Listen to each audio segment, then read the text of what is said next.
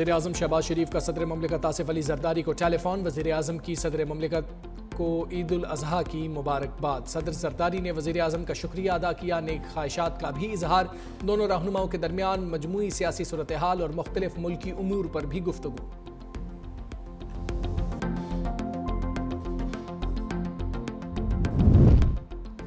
نائب وزیر اعظم اسحاق ڈار بھی سفارتی محاذ پر ایکشن میں۔ اسحاق ڈار کا ترکی، ایران، مصر اور آذربائیجان کے وزراء خارجہ سے ٹیلی فونک رابطہ۔ عید الاضحیٰ پر مبارکباد کے پیغامات کا تبادلہ۔ امت مسلمہ کی سربلندی کے لیے دعائیں۔ مظلوم فلسطینیوں سے اظہار یکجہتی بھی کیا۔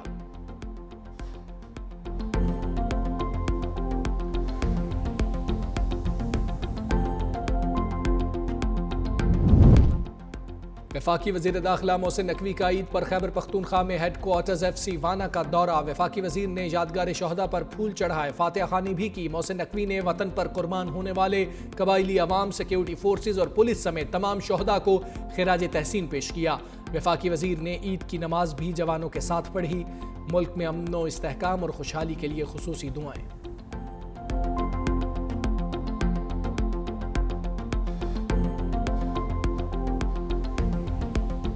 عید پر بھی پاک فوج کے جوان دفاع وطن کے مقدس فریضے پر مامور۔ پاک افغان بارڈر کے قریب چیک پوسٹ پر تعینات فرنٹیئر کور کے جوانوں کی اگلے مورچوں پر عید۔ جوانوں کی وردی میں نماز عید کی ادائیگی، ملک کی سلامتی اور خوشحالی کے لیے دعائیں۔ ایک دوسرے کو گلے لگا کر عید کی مبارکباد بھی دی۔ اگلے مورچوں پر تعینات جوانوں نے سنت ابراہیمی بھی ادا کی۔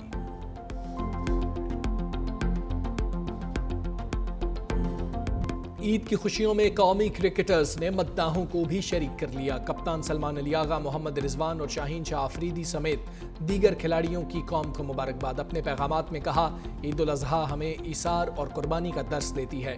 عید کے پرمسرت موقع پر ضرورت مندوں اور ناداروں کو بھی اپنی خوشیوں میں شریک کریں۔ سابق کپتان بابر اعظم۔ وزیر اعظم شہباز شریف کے عید الاضحیٰ پر اسلامی ممالک کے سربراہان سے رابطے۔ ملائیشیا کے ہم منصب انوار ابراہیم امیر قطر شیخ تمیم بن حمد الثانی کو ٹیلی فون، عید کی مبارکباد دی۔ ایران، تاجکستان، ازبکستان اور آذربائیجان کے صدور سے بھی تہنیتی پیغامات کا تبادلہ۔ وزیر اعظم کا مصر کے صدر سیسی اور اردن کے شاہ عبداللہ دوم سے بھی ٹیلی فونک رابطہ۔ پاک بھارت کشیدگی کے دوران حمایت پر دوست ممالک کا شکریہ ادا کیا۔ وزیر اعظم نے کہا، پاکستان خطے میں امن چاہتا ہے۔ بھارت کی فوجی کارروائیوں کے جواب میں فیصلہ کن اقدام ناگزیر تھا۔ دوست ممالک کی ثالثی سے جنگ بندی کو خطے کے وسیع تر مفاد میں قبول کیا۔ بھارت کے ساتھ کشمیر سمیت تمام امور پر بامعنی مذاکرات کے لیے تیار ہیں۔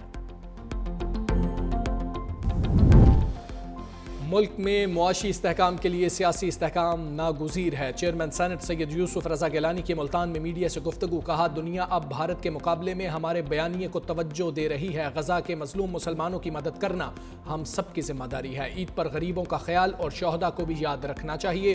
چیئرمین سینٹ کا بجٹ میں عوام کو ریلیف دینے کا مطالبہ۔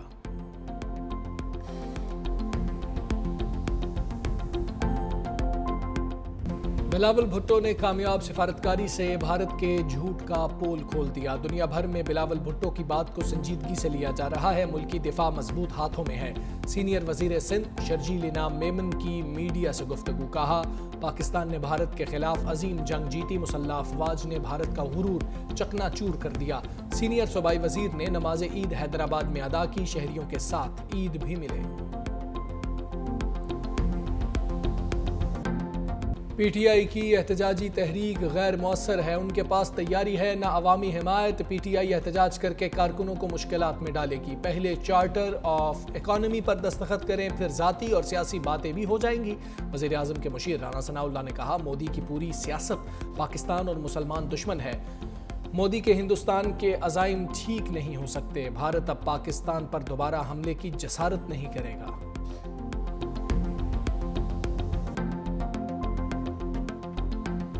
پاکستانی وفد کا دورہ امریکہ کامیاب رہا۔ مسئلہ کشمیر سے انطاس معاہدے سمیت حل طلب مسائل پر بھارت کو مذاکرات کی پیشکش کی گئی۔ امریکہ میں پاکستان کے سابق سفیر جلیل عباس جیلانی کی 365 نیوز سے خصوصی گفتگو۔ کہا، کسی بھی جارحیت کا منہ توڑ جواب دیا جائے گا۔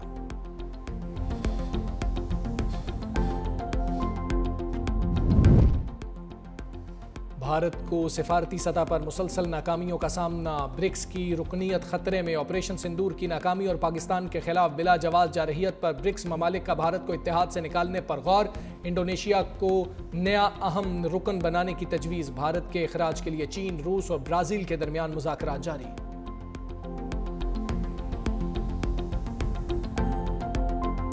مقبوضہ کشمیر میں بھارتی فوج کی ریاستی دہشت گردی جاری، عید الاضحیٰ کے موقع پر سری نگر کی تاریخی جامع مسجد میں نماز عید پر پابندی لگا دی۔ حریت رہنما میر وائز عمر فاروق کو جامع مسجد سری نگر جانے سے روک دیا۔ میر وائز عمر فاروق کی بھارتی اقدام کی سخت مذمت، کہا مذہبی تہواروں پر پابندیاں حکمرانوں کے لیے باعث شرم ہیں۔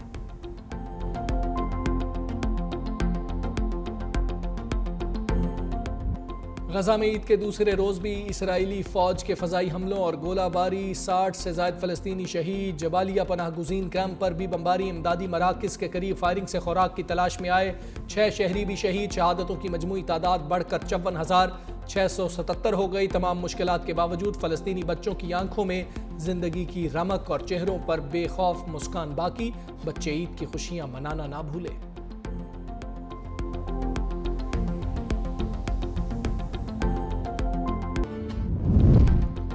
امریکی شہر لاس اینجلس میں امیگریشن حکام کے چھاپوں اور گرفتاریوں کے خلاف ہنگامے پھوٹ پڑے، کئی مقامات پر پولیس اور مظاہرین میں جھڑپیں، پولیس کی جانب سے آنسو گیس کی شیلنگ، مظاہرین کا بھی جوابی پتھراؤ، پولیس نے کارروائی کرتے ہوئے درجنوں افراد گرفتار کر لیے۔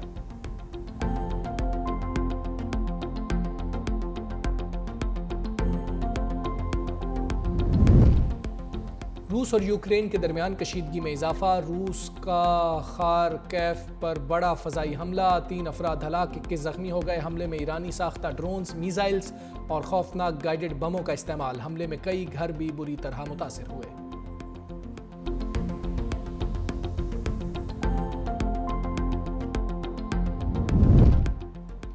ایلون مسک کو بھارت میں تجارتی آپریشن کا لائسنس مل گیا، اسٹار لنک بھارت میں لائسنس حاصل کرنے والی تیسری کمپنی بن گئی۔ میڈیا رپورٹس کے مطابق سروس کی مکمل دستیابی میں چند ماہ لگ سکتے ہیں۔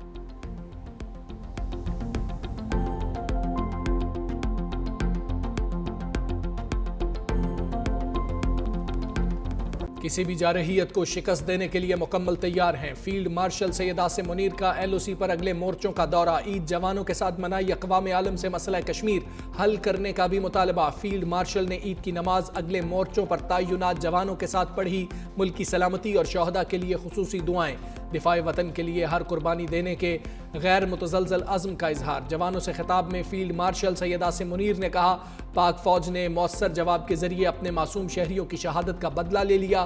آپریشن بنیانم مرصوص کے دوران فارمیشن کی کارکردگی مثالی رہی، کشمیری عوام کی بھارتی قبضے کے خلاف جائز اور بہادر جدوجہد کو کبھی فراموش نہیں کیا جائے گا۔ مقبوضہ جموں کشمیر کا مسئلہ اقوام متحدہ کی قراردادوں اور کشمیری عوام کی امنگوں کے مطابق حل ہونا چاہیے۔ فیلڈ مارشل کا مسلح افواج کی جنگی تیاریوں پر مکمل اعتماد کا بھی اظہار۔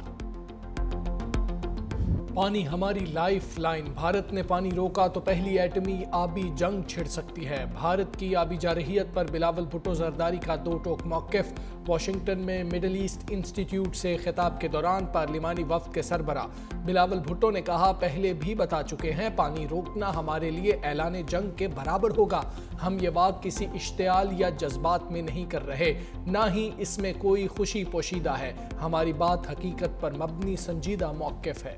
We've shared time and time again about India's support for terrorist organizations, particularly in Balochistan.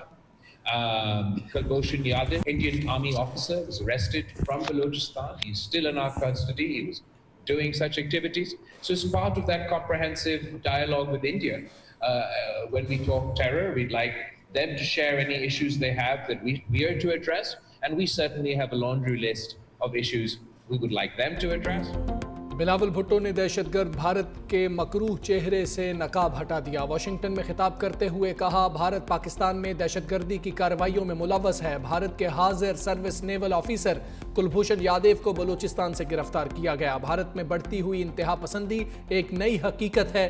Bharat نے جھوٹ کی بنیاد پر جنگ شروع کی اور شکست کھائی۔ بھارت کو اپنے طیاروں کی تباہی کا اعتراف کرنے میں 1 مہینہ لگا۔ پاک بھارت کشیدگی ختم کرانے میں صدر ٹرمپ نے انتہائی اہم کردار ادا کیا۔ مقبوضہ جموں و کشمیر سمیت تمام حل طلب مسائل پر مذاکرات کے لیے تیار ہیں۔ پاکستان میں دہشت گرد بلیک مارکیٹ سے خریدا گیا اسلحہ استعمال کر رہے ہیں۔ افغانستان میں چھوڑا گیا اسلحہ دہشت گردوں کے استعمال میں ہے۔